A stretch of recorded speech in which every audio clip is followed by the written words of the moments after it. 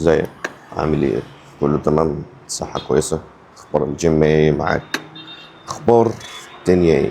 اتكلم بقى في نقطة او في موضوع اتمرن ازاي او اعمل ايه لو انا اول يوم ليا في الجيم. ان شاء الله الفيديو ده مش هتخرج منه الا عارف كل حاجة بخصوص هتعمل ايه لو انت اول يوم ليك في الجيم، هتتمرن ايه، تعمل ايه، كل الحاجات دي. ان شاء الله نبقى نعمل فيديو تاني نتكلم فيه على موضوع الاكل وتاكل ايه وكل الحاجات دي. وبرضه عاوزك قبل ما نخش ان احنا هنتمرن ايه ولا نعمل ازاي، مش عاوزك تسيب نفسك لاي مدرب يقول لك مرن دي وتمرن دي والعب على كل الاجهزه دي والصف ده والكلام من ده وجنرال وكل الحاجات الخرافه اللي احنا بنسمعها وقعنا فيها دي. فانا وقعت في الحاجات دي في اول ما بدات، مش عاوزك تقع فيها لان صدقني وجع التمرين الاول مش هتحبه. لو لعبت بقى كل الاجهزه والحاجات دي مش هتقدر تكمل في التمرين. فاحنا عايزين نطلع السلمه خطوه خطوه عشان نقدر نكمل ونستمر. يعني عاده صغيره اللي هي الجيم، نتمرن حاجه بسيطه احسن ما نيجي لنا وجع وما نكملش خالص. اساله قول له يا كوتش انا اتمرن دي ليه وبتمرن ايه واعمل ايه والكلام ده. طيب انت مش عايز تسال الكابتن او تسال حد؟ عندك جوجل، عندك اليوتيوب، عندك الفيديو بتاعي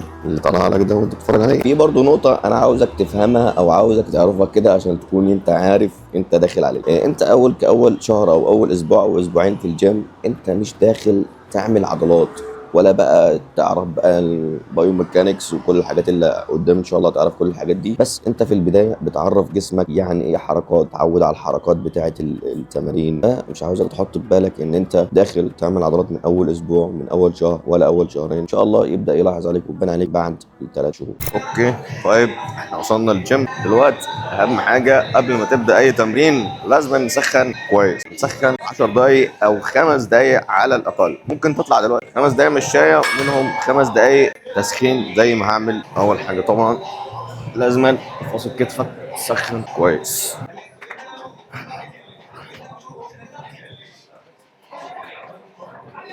اهم ما في الموضوع عشان الاصابات كتف ثم الكتف ثم الكتف في اي تمرين. حتى لو هتلعب رجل لازم الكتف تسخن كويس قوي. يعني طبعا انا بأسف لكم على الاغاني اللي شغاله، بس نعمل ايه بقى الجيم ويلا مش مشكله. طيب دلوقتي يا محمد انت ما قلتلناش الجدول بتاعنا هيكون عامل ازاي. بص الجدول بتاعنا انا بحب ابتدي بيه مع اي حد البوش بول ليج، وترجع تريح يوم وترجع تعيد تاني.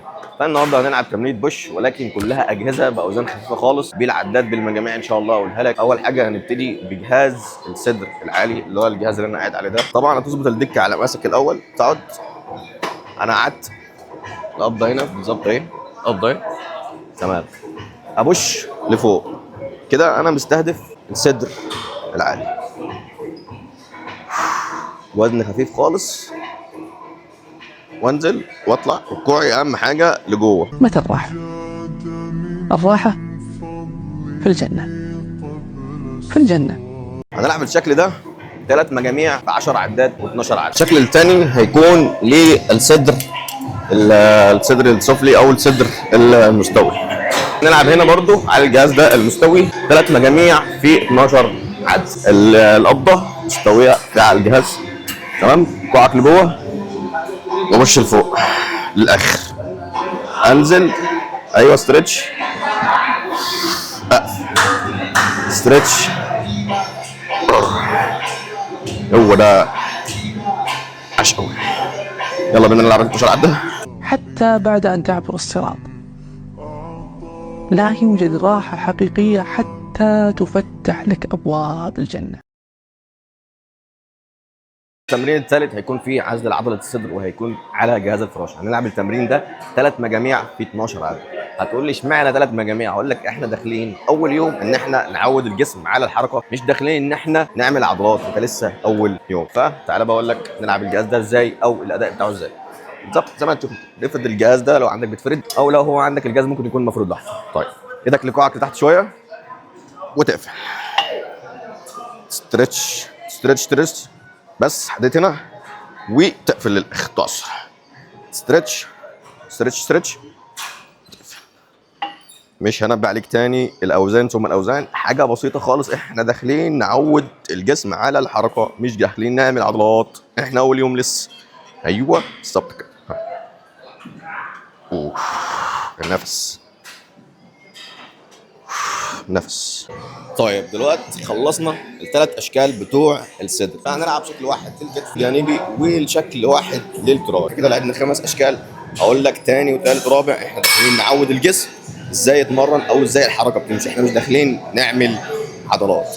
فتعالى بقى نلعب الرفرفه الجانبي، شوف الاداء بتاعها ازاي. جبنا الدمبل المناسب، يعني بعتبر في الاول ابتدي بالخمسة ونص، ولو حكم الامر ابتدي بالاثنين ونص.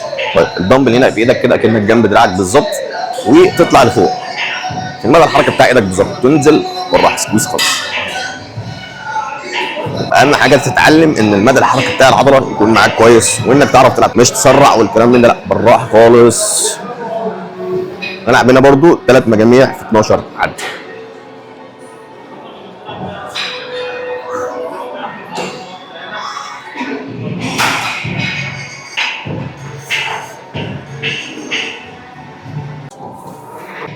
الشكل الاخير معانا في التمرينه كلها، في تمرينه البوش هنلعب تراي بالحبل.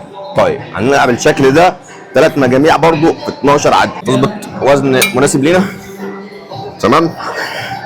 انزل ايدي جنبي بالظبط مقفوله، ستريتش لتحت، اطلع للاخر ستريتش. طيب البتاع ممكن بيه في الاخر، ارجع بس خطوه لورا، انزل ستريتش.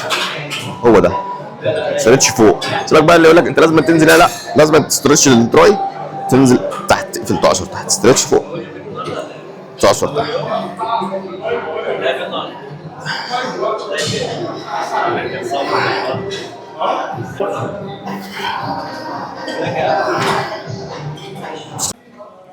وبس كده خلصت تمرينة البوش بتاعتنا.